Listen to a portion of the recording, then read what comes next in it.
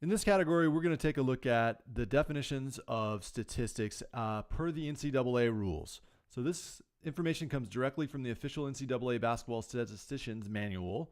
Do take a look at this, kind of peruse it. You don't need to read it like every line all the way through. There's a lot of pages here. There's 13 pages.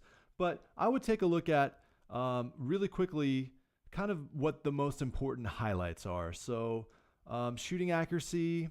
This is important. We don't want to give people shot attempts that don't would the result in misses essentially for no reason. So if a guy gets fouled on a shot, he doesn't get a shot attempt for that. That's a really important thing to remember. So FGA is not charged if there's an offensive goaltending or an offensive basket interference on the shot.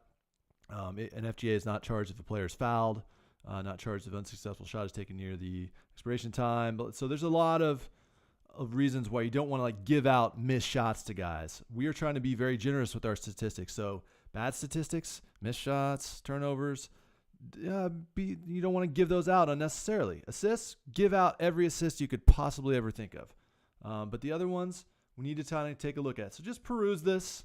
There's a ton of information here. These are the guidelines. Everyone that we've hired should have a familiarity with the game of basketball. So you know what the most of the stats are.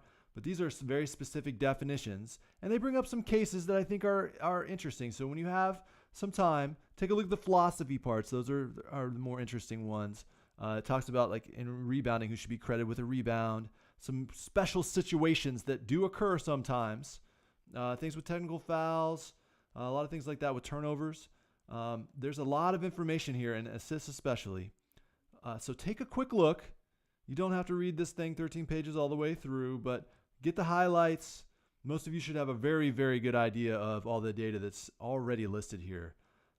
But keep in mind, don't give out bad stats unnecessarily, and make sure that we credit as many of the positive stats as we can. So we're going to emphasize this again and again and again. Points, rebounds, assists. Those are our three most important stats. We want to get those right. Points, number 1.